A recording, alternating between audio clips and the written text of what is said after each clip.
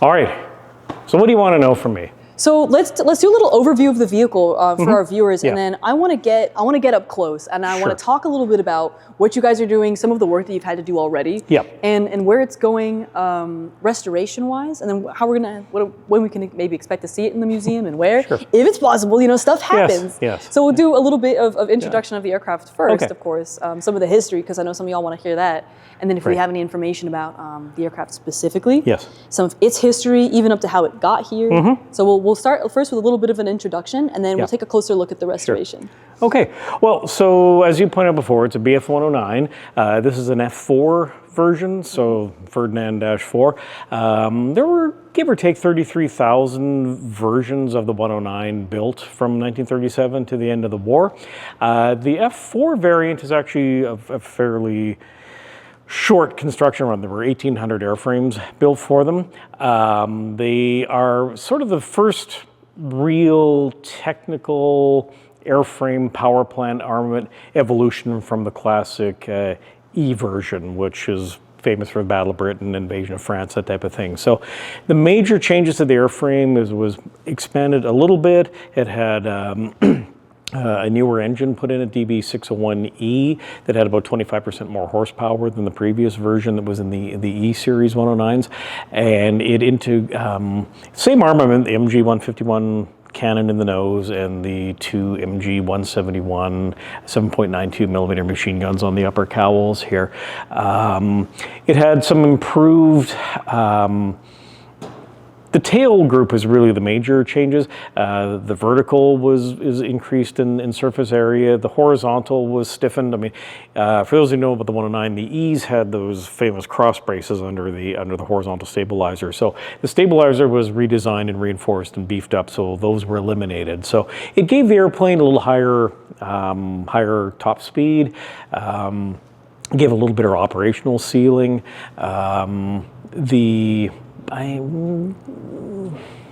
Max comfortable operational ceiling for the F4 was around 30,000 feet, but you lost a lot of performance.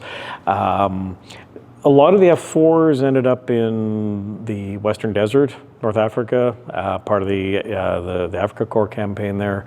Hans-Joachim Marseille, famous ace in North Africa, flew the F4 on a lot of his missions there. All right, so this is at the opposite end of the desert, right? So this airplane saw service in Finland with JG5. In the summer of 1942, as things were starting to get more active on the front in Finland, a number of these F4s were diverted from resupply to North Africa to Finland. So this is actually a tropicalized version of the F4. It didn't have the big tropical filters in it, but it had a lot of the features that were common, the extra vents, and there's minor details. But these were sent to Finland and posted to JG5 to replace some of their aging airframes, and they were increasing the strength of the group because they were really kind of a combat special actions team up and down the entire Finnish front, from the far north up in the Murmansk-Kola Peninsula area, right down to the south in the Karelian Isthmus, towards the Gulf of Finland and the Leningrad theater. So probably 800 miles of front that they covered from multiple bases, and the staffels detached to different parts of Finland. Finland, for those that don't know, was a co-belligerent with the Germans in the Second World War. And in the context of co-belligerent, they really weren't allies, they really were co-belligerents, right? So the Finns had been prosecuting a war with the Russians for quite some time. So Finland, writ large in the Russian Empire, was a province of Russia. So after the fall of the empire in 1917, the territory of the Finns declared independence from Russia. They carved out their own state. They were recognized by the League of Nations. That was something the Russians were never really happy with. And once they got themselves settled down politically and militarily in the 1930s, they started casting their eye back towards Finland with a desire to reconquer it. Now, doesn't that sound familiar, right?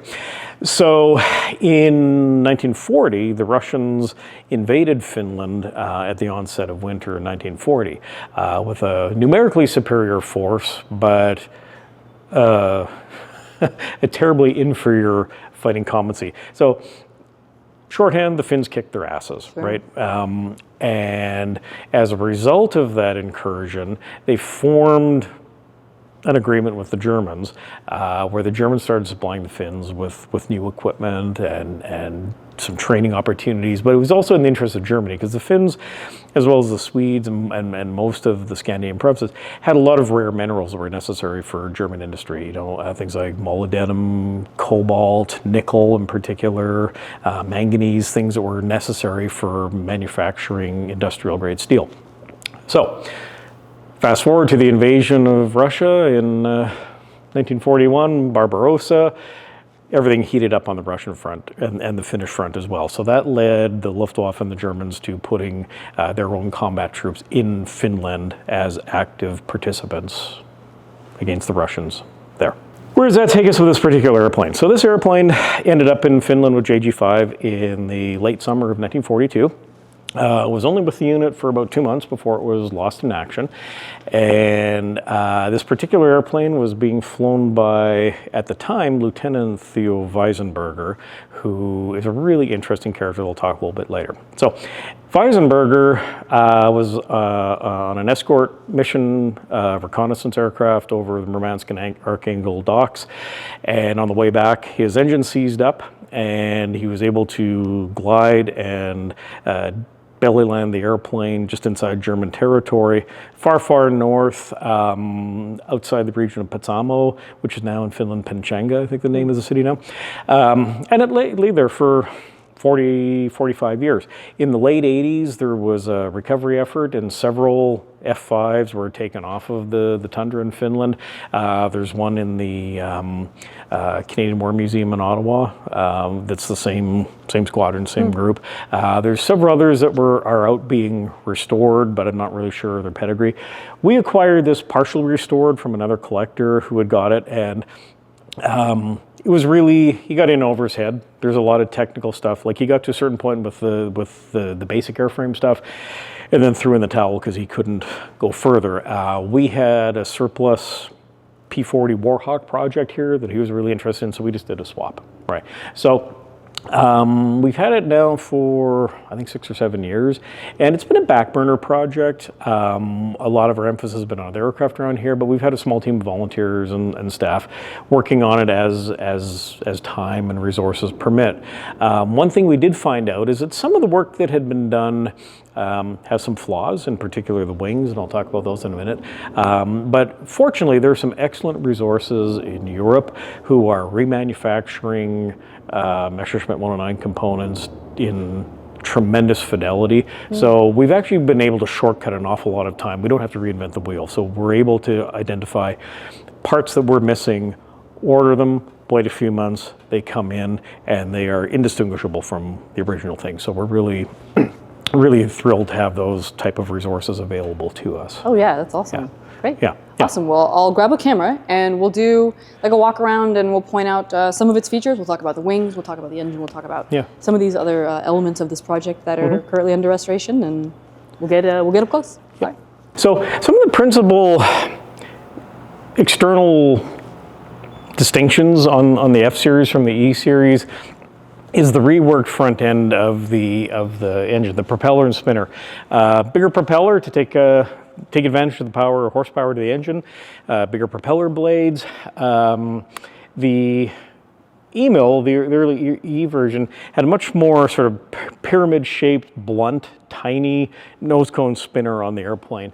The F-Series was the first ones to have the much bigger classic, the big sort of half-dome bulbous spinner on here with the tulip, the black and white tulip spinners were commonly painted on there.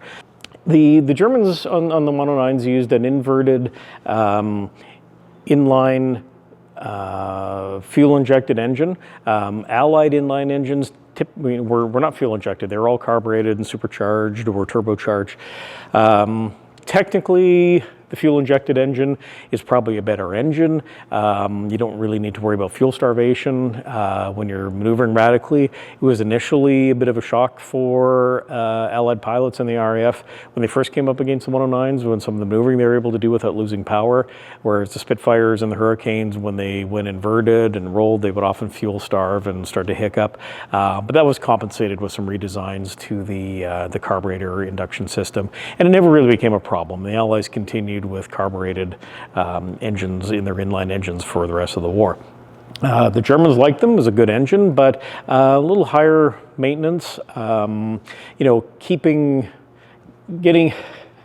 Circulating your oil became a little bit more difficult. It's 180 degrees from an Allied engine, where in a typical car engine where you have your oil sump on the bottom. On the German engines, the oil sump was to the side. They pumped the oil up, but the oil would drain down to the head. So is it better? 6 1, half dozen, right? I mean, they all work fine. To get higher altitude, higher speed, higher performance, the intake on the engine was redesigned and is much more pronounced and noticeable on these versions than the earlier versions. But largely speaking, other than taking advantage of the power from the engine and redesigning the tail group so it's a little stiffer, there isn't really a whole lot that changed over the Messerschmitt design throughout its life. Later versions of the G series became pressurized. They had enhancements to armaments.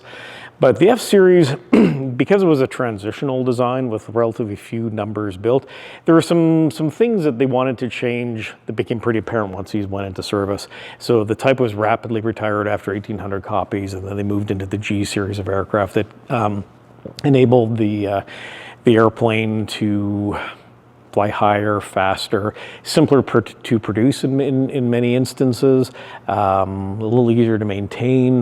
But the armaments largely stayed the same. The later versions, they introduced some wing stiffening so they could take a little more G-forces in maneuvering and combat. But, if you're looking at a 109, at any point in the war, they're largely recognizable as the same duck.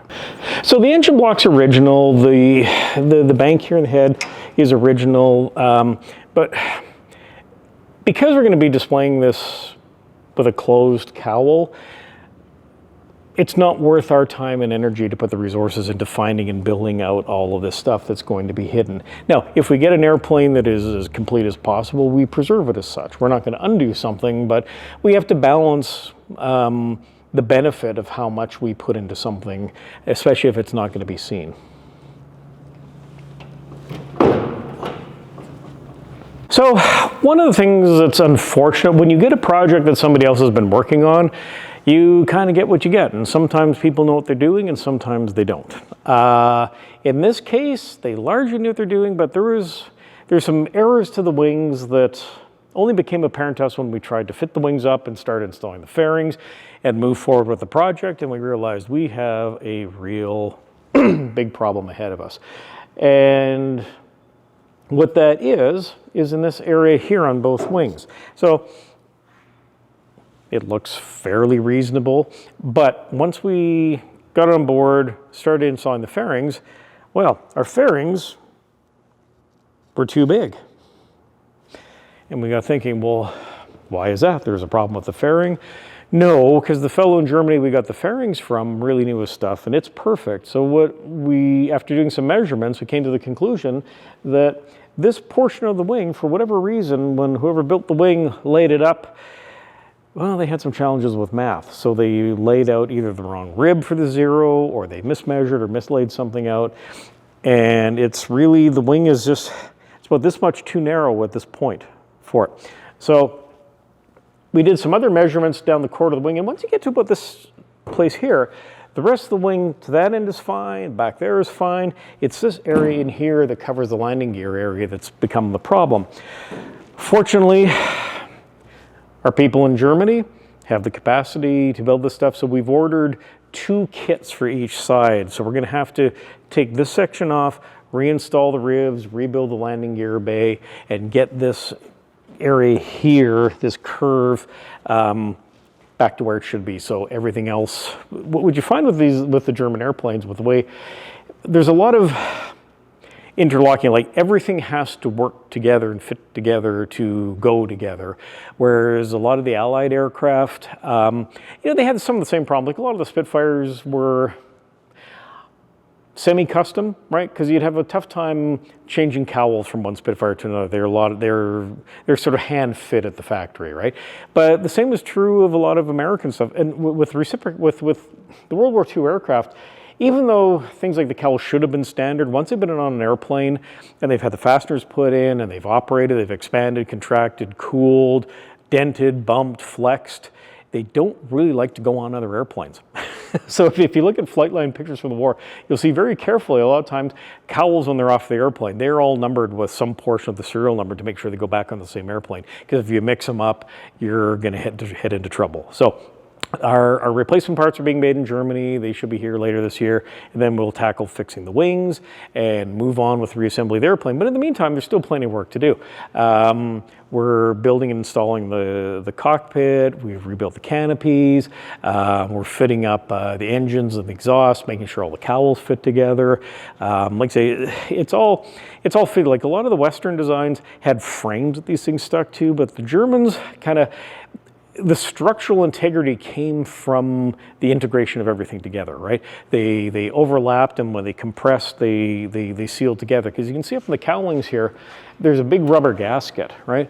You don't see that on Allied cowlings, right? They just sort of fit flush and butt.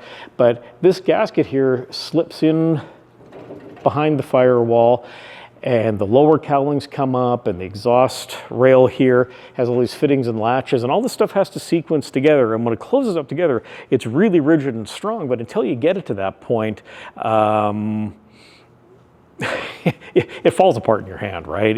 It takes several people to get this stuff lined up to where you need it to go. But once you get where you need it to go, it's really solid. But different design and maintenance approaches to the same problem. Another sort of unique, or iconic sort of feature of the 109 is its landing gear position. So a lot of earlier aircraft fighter designs from the 30s have a narrow inboard gear, like the P-40, the Spitfire, and the 109 all had this very narrowly set gear. And this was largely for, ease of manufacture. I mean, you can see it's really easy to get this thing up and moving around without having to have wings attached. It makes it easier to transport by rail or by truck to where you needed to go, or if you're doing a crash recovery. But this cantilever landing gear, they were designed and intended to operate off of grass airfields, right? So this gave you a little bit of ground stability when you were taxiing, but it wasn't really forgiving to a novice pilot on takeoff or landing. The 109s, the Spitfires, and the P-40s, to some extent, but not as much, were really easy to ground loop. Okay, whether on takeoff or on landing. And for those who don't know what ground loop is, that's when you're rolling out after landing and you start to lose rudder autonomy because you don't have airflow. If you get any kind of disruption to your forward line of thrust, you will spin. You'll go in a loop this way or this way. Usually in the direction of the torque of the propeller is the direction you'll ground loop.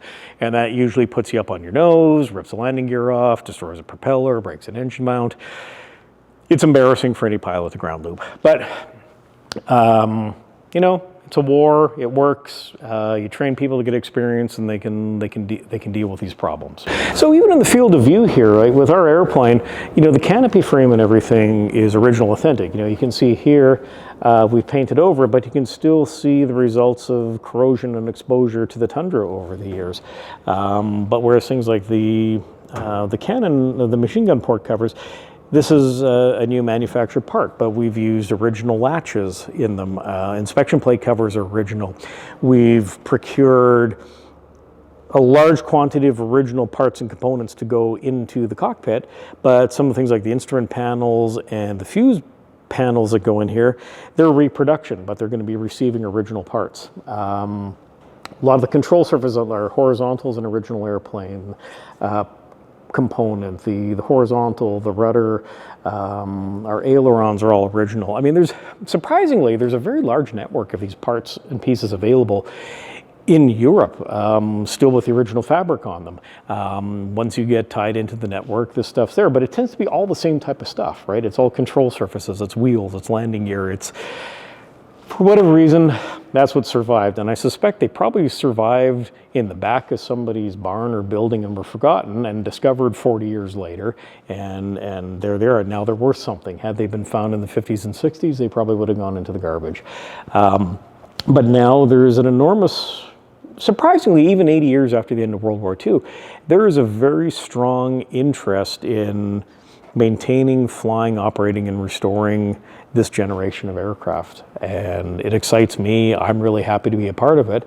But it comes with a challenge. You know, we're competing with much deeper pockets. All right, so in any museum aircraft restoration, the question, the consideration, the determination of what is authentic inevitably comes up, right? So for things that obviously survived the war, were preserved, went into major museum collections, like some of the war trophies that were put into collections during the war.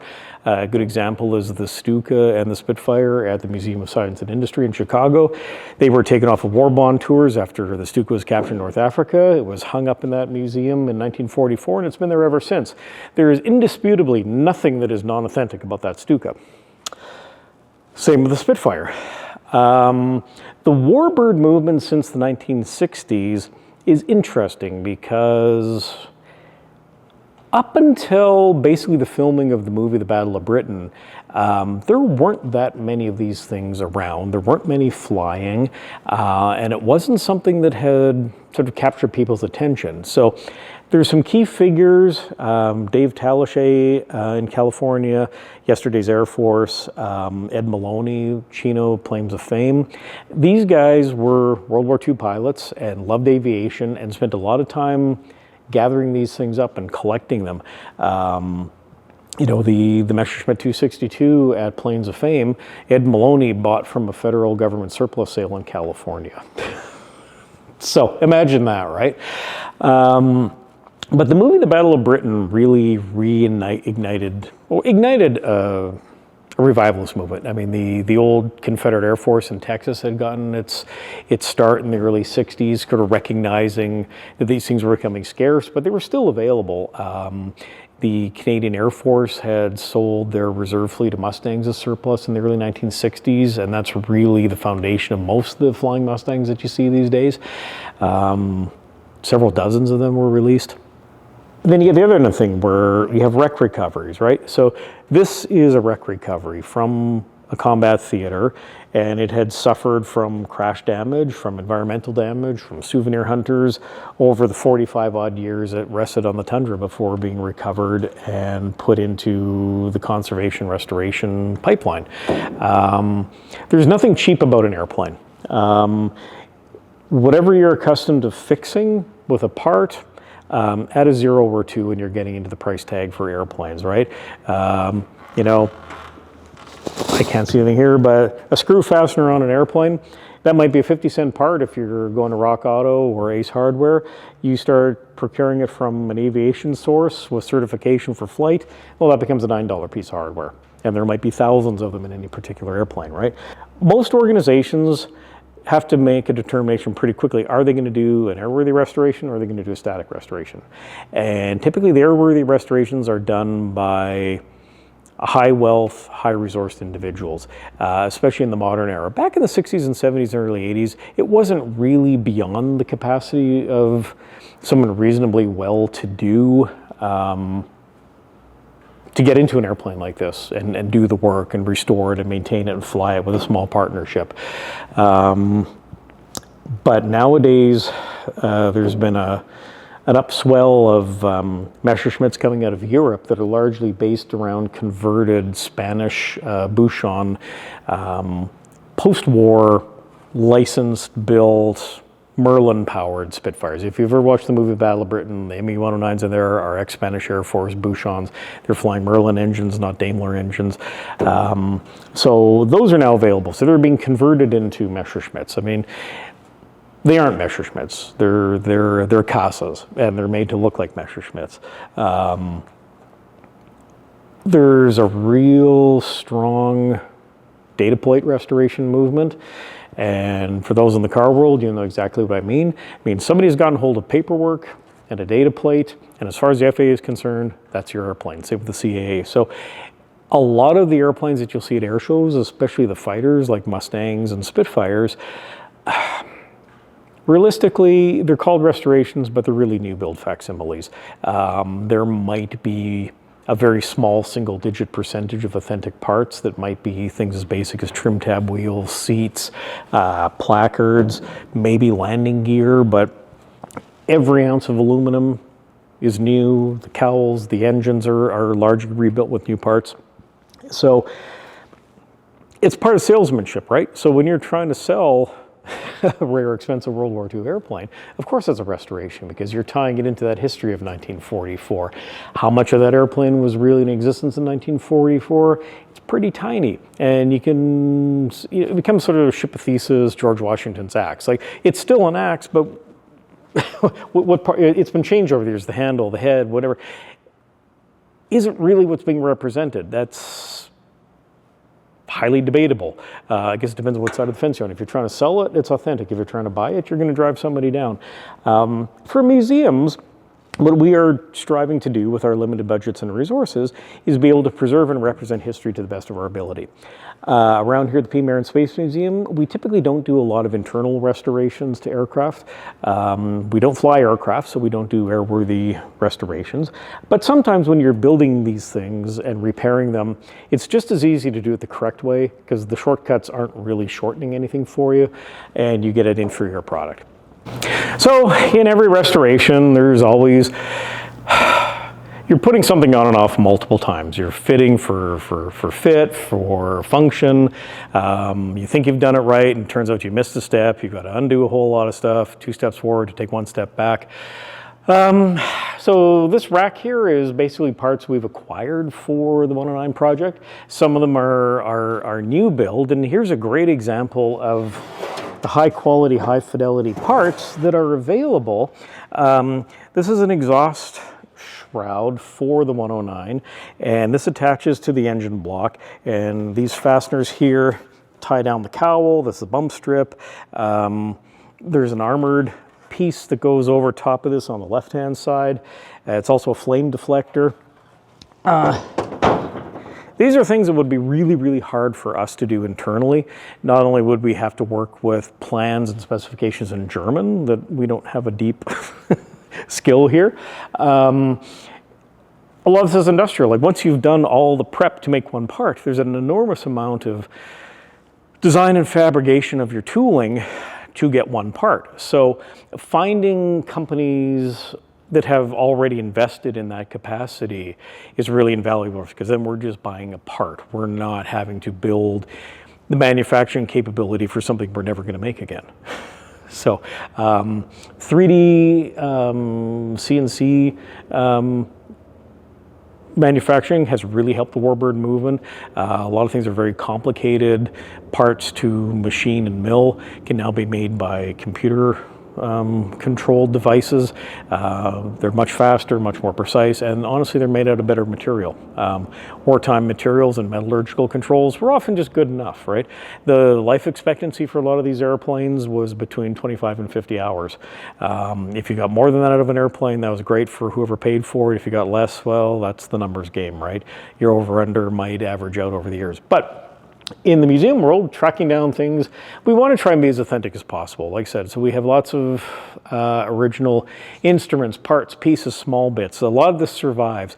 There's a lot of interest in people building cockpits for flight simulators, and a lot of them want to put original equipment into these things. So there's a real, people have identified these things as being important to save, right?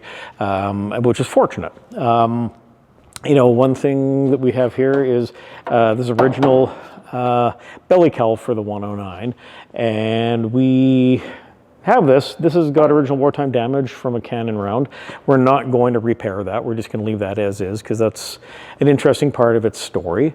We have a belly tank for a 109, not from our airplane, but from another. We sourced this in Germany. Believe it or not, I actually bought this off of eBay for 500 euros. It's nuts, right? So eBay is a marvelous thing if you know how to use it. But you know, it's an authentic 300-liter German Messerschmitt 109 drop tank. We have the drop tank rack. The 109 had a pretty short range. With the drop tank, with the extra 300 liters, it had an operational range of about 530 miles, maybe 800 kilometers. Without that 300 liters, you're probably cutting it down by a third. If you had to drop the tank in combat, your range was curtailed. But all of these airplanes, especially the early fighters, were meant to be tactical support aircraft or short-range point defense type of fighters. The idea of a long-range air war wasn't really in the forefront of a lot of people's minds before 1940. There were certainly visionaries like Billy Mitchell who could see that, but generally the Air Force doctrines didn't recognize that. And it certainly didn't fit into German doctrine for warfare, which was heavily, well, blitzkrieg, short, sharp, shock. Who needs long range when you're going to be rolling up your enemy in 6 weeks? Like all museum restorations, these things don't ever go as fast as we would like them to do. We have a lot of obligations around here, from simple as making sure aircraft are tied down outside for the storm season, bird proofing, repairing damage after vandalism and things like that. Our regular routine paint maintenance program, and also finding people with the temperament and the skills to be able to do the work we need on here. It's not for everybody. You know, the damage that somebody who doesn't know what they're doing that can do to these things is consequential. So we filter and make sure that only the right people, either staff or volunteered, are involved in these projects. So they just take longer to get done. And then we have the setbacks with parts that don't fix and components that have to be remade. And then we're reliant on our suppliers. Sometimes it takes months and years to find parts that nobody's remaking, but they're important for the project. So all of these things line up and create barriers to rebuilding it. There's no good way to put a time frame on some of these restorations, unless you're just throwing a lot of money at it and you're making a replica. A lot of the aircraft rebuild shops that are making restored fighters, you know, they're really slick, professional, wonderful products and assembly lines, but it can still take you 3 or 4 years, you know, to get a P-51 out of a really competent restoration shop. When you don't have all the industrial processes and the might of the U.S. government and its budget behind you, you're not going to be able to turn out an airplane every 45 minutes.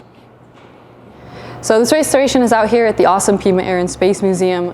Keep up with them on their social media and their YouTube channel. I'll link both of those down below, and see some updates about this restoration as it goes, and hopefully be able to come by and see it one day when it's finished and it's on display. This was awesome, so thank you to Mr. Marchand for his time. He mentioned at the end of his video about an ME-262 restoration, which is actually just to my right, and so we're going to go ahead and feature that one next. So don't forget to catch up to that video, and that one's out in a few days after this one, and I will see you soon. Take care.